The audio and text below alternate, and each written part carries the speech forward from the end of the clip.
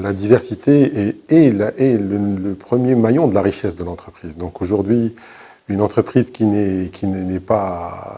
propose pas la diversité dans son personnel, dans son activité, reste une entreprise monochrome. Et donc, dans une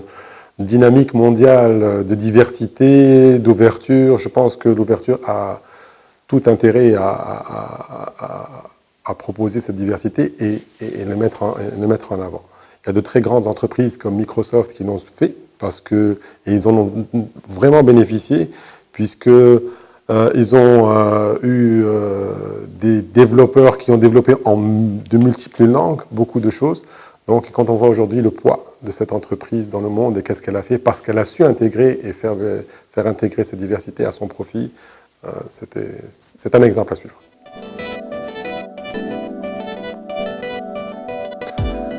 L'entreprise est le premier milieu où doit se passer l'intégration. Comme je l'ai dit précédemment, l'entreprise, le chef d'entreprise est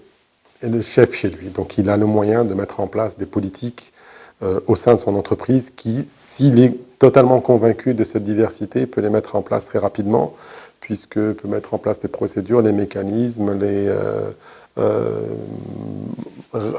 mettre en place des organigrammes qui permettent ces échanges et qui permettent de profiter de cette richesse et de cette diversité. Donc je pense que l'entreprise est le premier maillon, l'entreprise privée, je dis bien,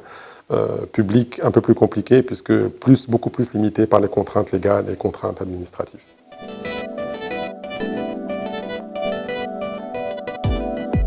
Je ne limiterai pas les migrants à cette région du monde, parce que c'est vrai qu'aujourd'hui, quand on parle de migrants, on a cette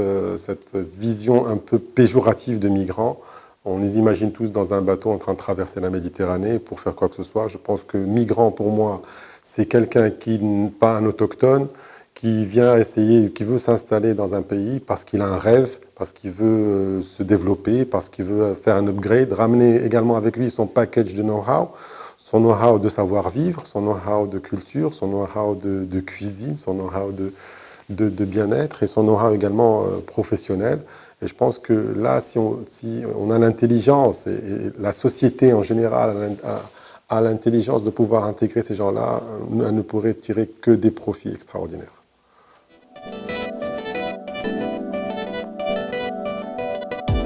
Je pense que c'est un excellent vecteur pour l'exportation, puisque si dans les différentes étapes, je parle de migrants d'étudiants qui ont étudié par exemple en Tunisie, qui ont passé des stages en Tunisie, qui ont consommé tunisien, qui au bout d'un moment ont pris des responsabilités, même petites dans une entreprise, mais qui ont fait plusieurs stages dans cette entreprise, pourraient être d'excellents vecteurs et d'excellents ambassadeurs dans leur pays et ouvrir un petit peu les marchés à des produits tunisiens au sein de cette entreprise, faire connaître, créer des échanges, au sein d'une discussion en retournant dans chez lui, dire oui, je connais quelqu'un en Tunisie qui fait telle chose et telle chose. Aujourd'hui, c'est ça qui est un petit peu la richesse, c'est ça les échanges. Et je pense que oui, ces migrants, il faut les accueillir à bras ouverts et penser vraiment qu'ils peuvent être vraiment demain de très gros ambassadeurs pour nous et penser à travailler dans ce sens-là.